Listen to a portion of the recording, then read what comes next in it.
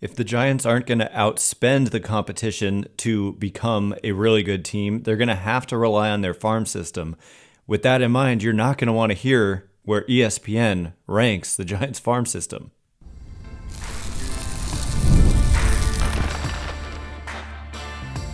You are Locked On Giants, your daily San Francisco Giants podcast. Part of the Locked On Podcast Network, your team every day.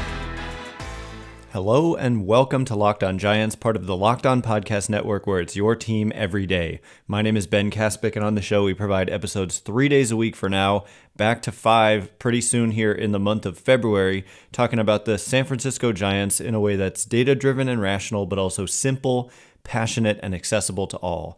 I'm a former contributor for the baseball statistics and analysis websites Beyond the Box Score and RotoGraphs.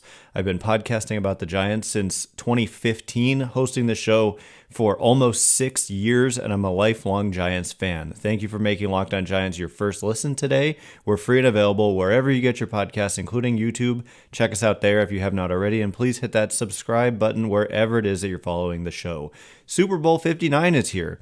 And there's no better way to make every play more exciting than with FanDuel Sportsbook. New customers can bet just $5, and if you win, you'll score $200 in bonus bets. Download the app or head to FanDuel.com to get started. And where we get started is by discussing, like I mentioned, the Giants farm system ranking by ESPN and why it's relevant for a couple of reasons.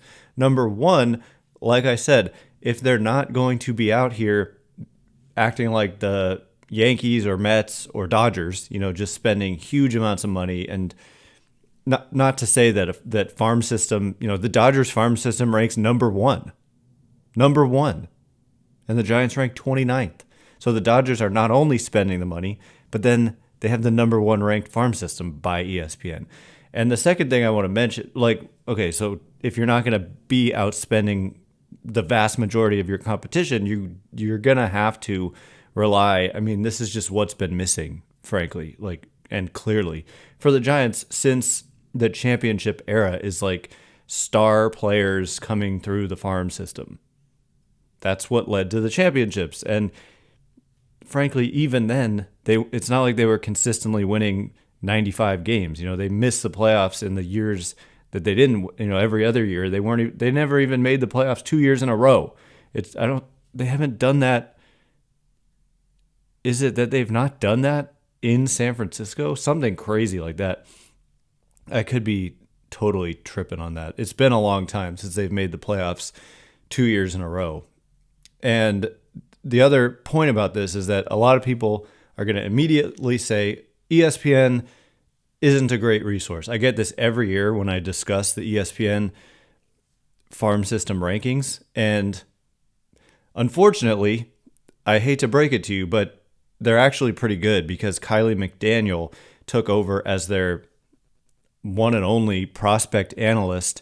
So it's like Kiley McDaniel and Jeff Passan. It's actually two of the best in the business, in my opinion. Kiley McDaniel also does contract predictions, and I've tracked these over the years, free agent contract predictions, and he is up there with MLB trade rumors as being exceptionally good. He almost nailed the Willy Adames contract in advance, and he also is the former lead prospect analyst at Fangraphs. He's worked as a scout for major league teams, including the Atlanta Braves, and so Kiley McDaniel is, and he's young. It's not like he did this 30 years ago, right? So anyway, he's a legit prospect analyst. And so it's not just Joe Schmo ESPN writer doing this.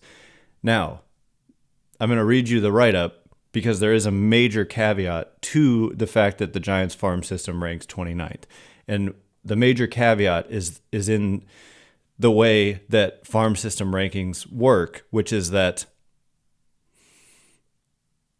it's funny, if you're a young player who has yet to establish himself, you're not necessarily considered a prospect if you are not rookie eligible anymore. That's just how they do this. And so the details are important here.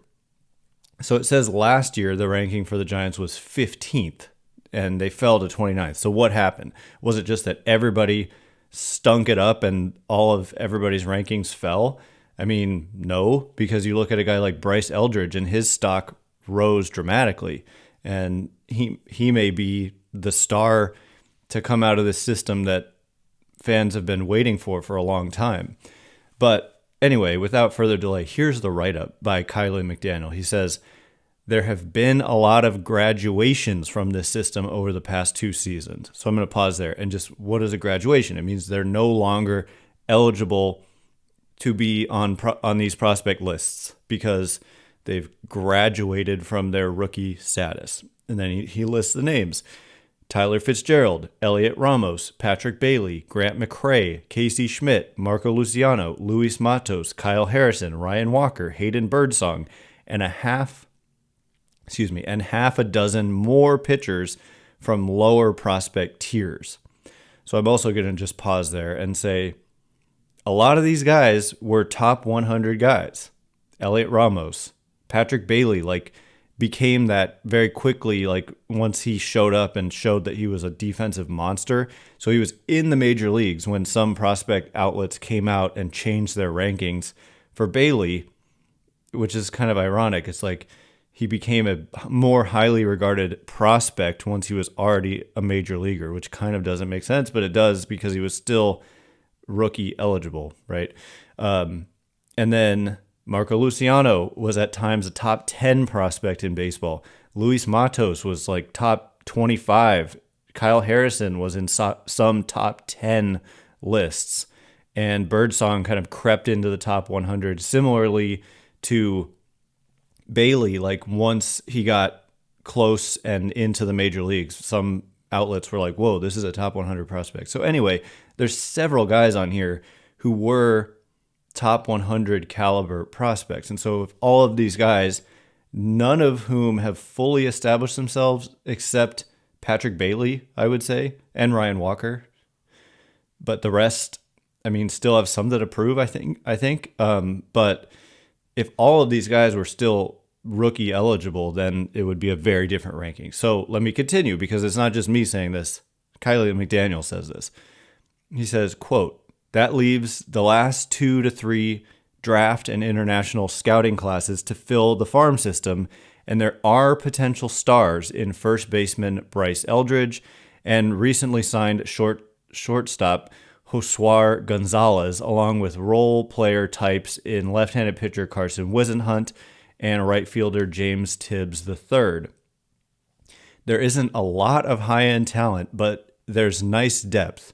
This is a down cycle after graduating so many young players.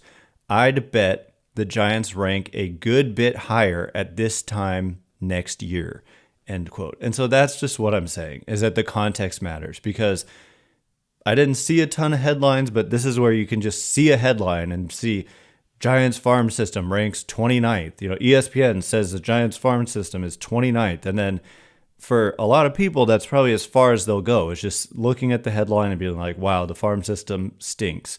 But I just wanted to add the context that all those young players, many of whom are poised to have an impact at the major league level this season, are not yet fully established. We don't know what they're going to become. So I kind of consider them prospects, like Tyler Fitzgerald, Heliot Ramos, Grant McCray. The fact that he's not even a quote unquote prospect, we don't know anything about Grant McCray. He barely played last year, but he played enough that he's no longer rookie eligible. Casey Schmidt, we don't know exactly what's going to come of Casey Schmidt at all. Marco Luciano, Luis Matos, Kyle Harrison, Hayden Birdsong, not to mention Landon Roop and a bunch of other young pitchers, like McDaniel mentions, half a dozen more pitchers from lower prospect tiers. So, on the one hand, obviously, you'd rather be higher than 29th, no doubt. And again, I've said this before, but this is just a ranking. It doesn't mean anything. A lot of times, prospects kind of come out of nowhere, shoot up rankings, and become good players. Or the opposite could happen. You could have all of these guys fail. You could have Bryce Eldridge completely flop and fail. And so I'm not trying to sit here and say Giants ranked 29th, but really they're the best. That's not at all what I'm trying to say. I am just trying to say that nuanced point is important, that it's because of so many recent graduations that the ranking is 29th. So coming up in just a minute, I want to switch our attention. We've got a lot more to get to, including, are the Giants getting back into their just nostalgic ways? And also we're going to answer some questions from our YouTube audience for the first time ever. So stay tuned for that. And before we get into it, today's episode of Locked On Giants is brought to you in part by FanDuel. Super Bowl 59 is here. One game, two teams, endless possibilities, and there's no better way to make every play more exciting than with FanDuel Sportsbook. Whether it's predicting the first touchdown, calling the MVP, or even betting on the coin toss, FanDuel makes it easy to get in on the action. With live betting all game long, you can adjust your bets as the game unfolds and feel the thrill from kickoff to the final whistle. The live betting feature lets you stay involved no matter what happens on the field, and the app is super easy to navigate. Plus, knowing that you can place a $5 bet and potentially win $200 in bonus bets for the Super Bowl, that's the icing on the cake. Download the app or head to FanDuel.com to get started. Bet just $5, and if you win, you will score $200 in bonus bets. That's FanDuel.com. Bet with FanDuel, official partner of Super Bowl 59. All right, as promised, we're going to shift our attention a little bit from just discussing the farm system rankings and the nuances there of having graduations, and the fact that in some ways, to me, this is an exciting year because you're going to find out about a lot of these guys, because I think they're going to play a lot. A lot of those players who I named as graduates but are unproven still are going to play, and we're going to find out more and hopefully have some more breakouts. And hopefully the guys who did break out, like Heliot Ramos and Tyler Fitzgerald, can keep it going, because that would be a huge development. If both, I mean, you could have neither of them continue it, or one of them, or both of them. And so hopefully both, and then hopefully more breakouts on top of that. Thanks again for making Locked On Giants your first listen today. We're 3 days a week right now, and we will be going back to 5 in the month of February. We are just over a week away from pitchers and catchers reporting to spring training. That's on Wednesday of next week for the Giants. All right, so I want to get to some YouTube mailbag questions, and then we're also going to get into the Giants, another kind of cringy thing to me that reeks of nostalgia over like actual good baseball moves. So we'll get into that. But thank you to those of you who asked questions on YouTube. I know this is a long time coming. It took me forever to figure out how to actually do that. Like, there's a community tab, and I can just post the mailbag prompts on there. So those of you who've been asking forever, there we go. We're going to start doing that in addition to Twitter or X and also Blue Sky. So anyway, first question from a YouTube listener or viewer is from Max, who says, I'm a 5th grade teacher in San Francisco. I doubt a single kid in my class could name a current Giants player. I worry about how years of mediocrity and very mid players are affecting overall fandom, and it seems like another season of the same. How should fans feel about the state of the franchise? Am I just being an emotional fan? I think there's a half truth in what you're saying, but it's not fully true, because, I mean, first of all, maybe you should ask the kids if they can name a single Giants player. And I would say that if they can't, that probably says more about the state of baseball than it does the Giants, or it says more about that a winning team will drive interest in your team more than having good players, because it's not like they don't have good players. They have some. They don't have too many, but they have some. Like, if an entire class of students doesn't know who Logan Webb is, that's not really reflective of Logan Webb's lack of talent. That's reflective of the Giants not being that relevant the last many years. And so you're right, years of mediocrity. I don't know that very mid players, like there are definitely a lot of mid players, but I look at Logan Webb, I look at Patrick Bailey. Granted, like defense isn't the most flashy thing, but Bailey is a very, very good player because he's arguably the best defensive player in baseball, if not even arguably. It may be not even close. And then you look at Matt Chapman. I mean, he was one of the best players in baseball last year by many accounts. And then they add Willy Adames, who's another very good player. So they don't have Shohei Ohtani, Mookie Betts, Freddie Freeman, although Freeman's getting up there in age, and I would expect decline. He had a great postseason, but he didn't have the best year last year. It was very good, but it was maybe the start of some decline for Freeman. He can't go forever. But yeah, so there's I think the years of mediocrity where if you're just not very good, people, children, I don't know. I think baseball is just not the most popular sport right now, but it doesn't help that the Warriors aren't that good right now, from what I can tell. The 49ers had a bad season. The Sharks are interesting from what I can tell. Again, I don't know much about any of these other sports, but in terms of the Giants, it's the problem is the years of mediocrity. That's totally valid.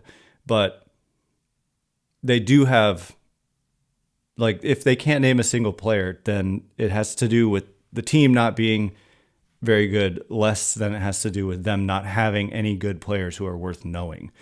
They have some, and then in the bullpen, they've got guys like Ryan Walker and Camilo Doval. Those are names, those are some good relievers, although Doval had a bad season. So anyway, ask the kids. I'd be interested to know, and let me know.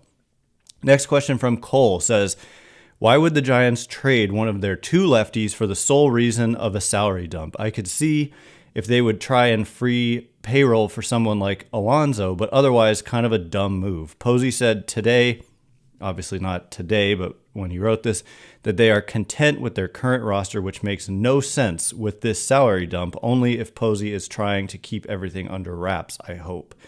And then Fandilic says, who are the good potential lefty replacements for Taylor Rogers? And then lists some names here: Ethan Small, Carson Whisenhunt, and others. None of these guys seem like an upgrade. So the question is about the Taylor Rogers move. And I think I don't think of it in the paradigm of it has to be a left-handed pitcher because I don't know. So what I'm looking at their bullpen depth chart, and sure enough, Eric Miller is the lone current projected lefty in the bullpen now that Taylor Rogers has been traded. Now, that being said, if we turn to the minor leagues and look at who are some potential replacements, if you're focusing on left-handed pitching, Joey Lucchesi was brought in on a minor league contract with an invite to spring training. Carson Whisenhunt, there was a very interesting prospect report when we did the Fangraphs top Giants prospects list, and they discussed Whisenhunt. They gave his changeup a grade of 80 on a 20 to 80 scouting scale, which is obviously, it cannot get better than that in terms of the grade that they gave his changeup. And they mentioned Devin Williams as a possible comp because of that. Devin Williams of the Yankees, formerly of the Brewers, with that famous changeup that has a name because it's so good. It's called the Airbender.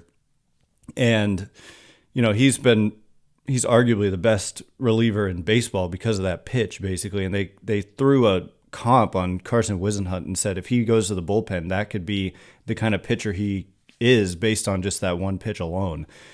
So that's a name to watch for sure when you mention names. And you mentioned some other left-handed names. I'm less familiar with their game. I'd have to kind of open them up, like John Michael, how do you even say that?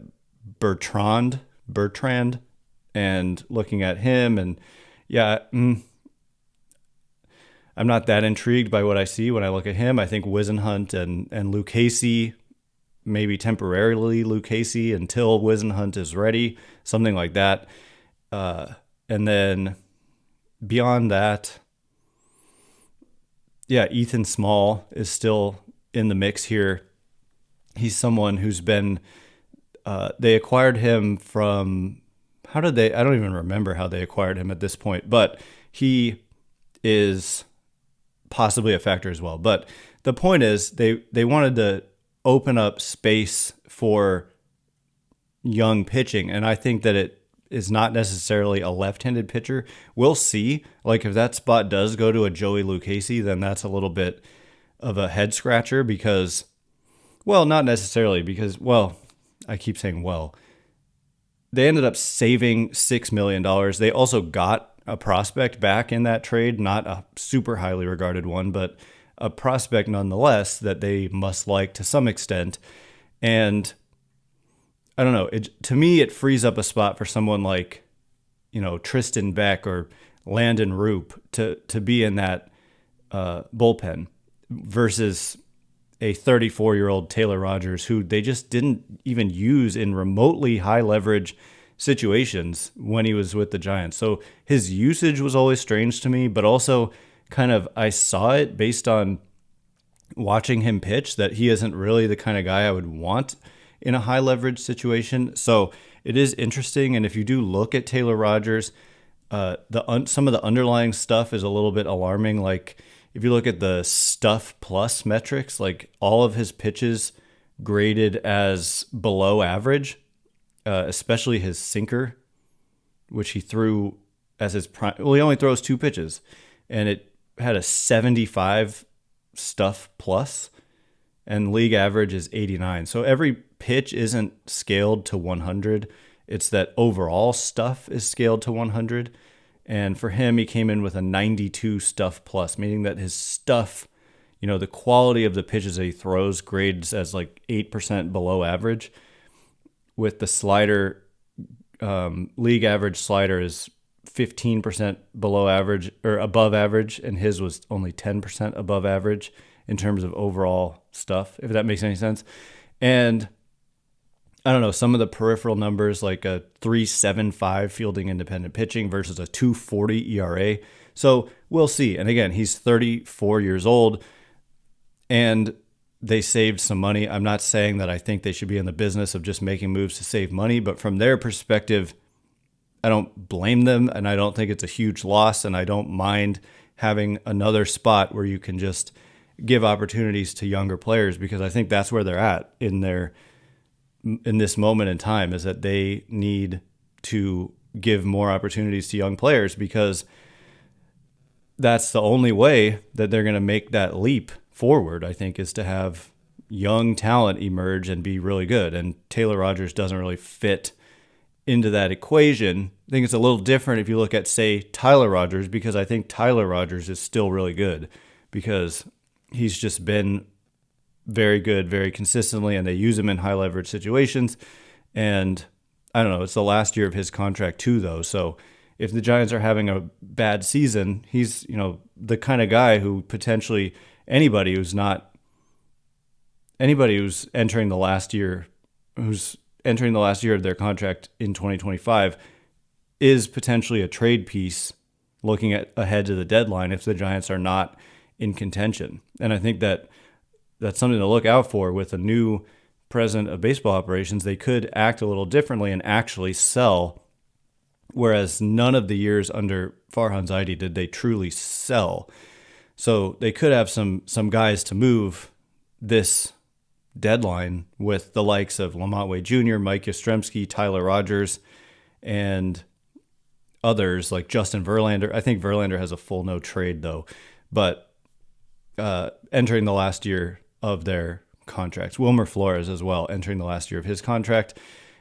Yeah, so yes, moving on, I do want to get to maybe one more mailbag question, but then also get into this nostalgia thing with just a move that just very much reminded me of the old guard. And are the Giants going back to that way of behaving where it's about nostalgia more than it's about actual good baseball? So we'll get into what I'm talking about in just a minute. And before we do,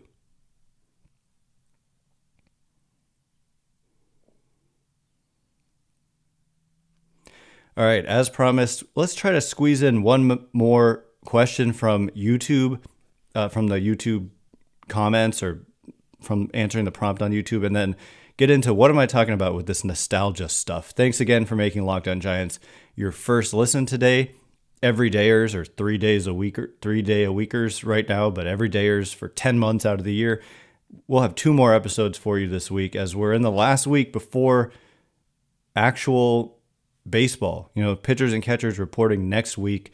So I would say that we made it and I'm so excited, but I still think, this is a team that is not going to get people all that excited. I know Willie Adames was brought in, but just 2 moves really.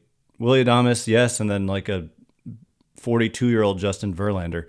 We'll see. We'll see how it goes, and we'll see if they do more. But the next question from Royalty says, Luciano future possibly in left field. And yeah, possibly. The one thing that obviously came to mind first was that Heliot Ramos figures to be that guy starting in left field on opening day in 2025. I think that's a solid bet that would be him now. But if you look at right field right now, it's Mike Yastrzemski who's entering the final year of team control. And I think that he probably won't be back in 2026 because he'll be entering his age 35 season. I think he'll turn 30. That would be, I'm talking about next year. He'll be 35 and then 36 towards the end of the year, I believe, next year. And so looking ahead, I think this is a year where you want to evaluate Marco Luciano heavily because next year he'll be out of minor league options, assuming they send him down like at least once this year, he'll be out of minor league options next year. And so you need to get your evaluation in this year. And so I expect Luciano to play a significant amount this year because they need to know what they have in him because they won't be able to find out except at the major league level next year. So there's a bunch of guys who fall into that category, including Luis Matos as well, and Wade Meckler and others, plenty of others. And we've discussed this on recent episodes. But I think, Luciano to me fits better in left than in right. Ramos also has a really strong arm, I believe, just based off of thinking about it. You can look this kind of stuff up now, but just thinking about Ramos's arm, Ramos was not good in center.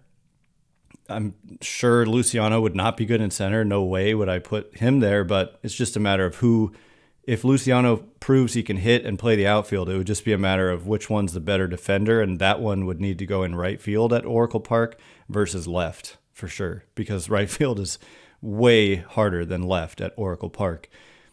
So anyway, moving on, I do want to get into just lastly, what am I talking about with this nostalgia stuff? So Shayna Rubin of the San Francisco Chronicle tweeted out this morning. She goes, here's a list of guest instructors that will be at Giants camp this year.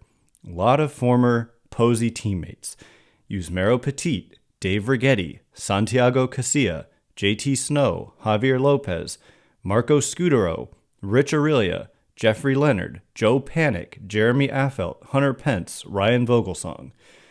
And when I read this tweet and then I saw that there was a comment or two below it, I knew exactly what the comments were going to say in advance. And that is that, because it was my thought too, which is that it's just the optics of it.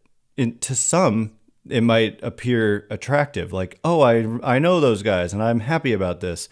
But to those of us who watch 162 games a year and care deeply about the results of each and every Giants season, I don't care about who's a guest instructor in spring training. And I have nothing against any of these guys. And I hope that they have a positive influence on whoever it is that they interact with. But it just kind of reeks a little bit of just like trying to recapture the glory of the past, not by starting a new glory era, but by just reliving the glory of the past, and on the one hand, it's like there's no harm in this. On the other hand, it just reminds me of how they're still playing the same music at the ballpark, like Don't Stop Believin' and When the Lights Go Down in the City. The same stuff every single night for like 15 going on 16 years, you know. It's just, I'm not saying that stuff doesn't have a place. I'm just saying, you know, it's just, to me, it can just reek of focusing on the past and the glory of the past versus recognizing you've got to kind of be ruthless in your pursuit of excellence going into the future. You cannot just relive the past. And so you look at Buster Posey being the president of baseball operations, like there was a tinge of that with Posey having this job because, and again, that's like kind of almost taboo to say, but he wouldn't be in this role if he wasn't the player that he was, you know? And so I'm not saying he can't do a good job, and I'm not saying he won't do a good job. I'm just saying they need to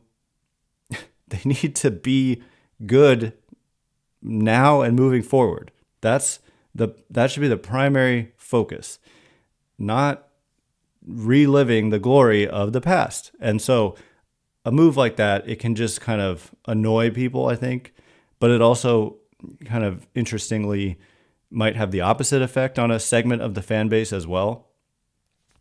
And I'm very open-minded to Buster Posey as president of baseball operations, but I have expressed this from the moment he was hired, have questions. He's never had this type of role at all before. And I loved the Willy Adames signing, but beyond that, it's been very different than, you know, Farhan Zaidi type off seasons. Like the volume of moves has been way lower, and you might say that's a good thing, but also they uncovered a lot of good players on like minor league contracts or minor trades like LaMonte Wade Jr. and when they got Tyro Estrada and on and on. So I say on and on. Mike Yastrzemski, another example. No one truly impactful, and that was a problem. And so the signing of Adames is more significant than any of that. But I don't think they've done enough to go into this season as some kind of clear-cut contender. I think they're right around where they've been, which is that 500 mark on paper, maybe a bit below, which is what they were last year, a bit below. And the most excitement comes from the young players, which it's going to take time, obviously, but obviously Buster Posey had nothing to do with any of these young players because there hasn't even been a draft with Posey in charge. And it's not like he traded for some young talent this offseason. Like they just have, all that they've done is made a couple of minor league signings like Joey Lucchesi and Jake Lamb, another guy who hasn't been good, I said this the other day, since 2017. And made two major league signings. One I loved, and then Verlander is like, you know, he's old and we'll see. And coming off the worst year of his career, when you're that age, it's not like super promising. But anyway, so nothing against any of those instructors. It's just I'd rather see some talent coming onto the team than former talent being present at spring training, is what I'm trying to say. Anyway, that is all the time we have for today. Thanks again for making Locked On Giants your first listen today. For your second listen, find Locked On MLB. Baseball guru Sully brings a daily blend of humor and baseball, keeping you updated on every rumor and story throughout the offseason. Find Locked On MLB on YouTube or wherever you listen to podcasts. Once again, my name is Ben Kaspick. Check me out on Twitter, X, Blue Sky, at Ben Kaspick, or at benkaspick.com on Blue Sky. Thanks again for making Locked On Giants your first listen every day. Thank you so much for listening today. We'll be back 2 more times this week, as I said. So see you then. Until then, you are now Locked On Giants.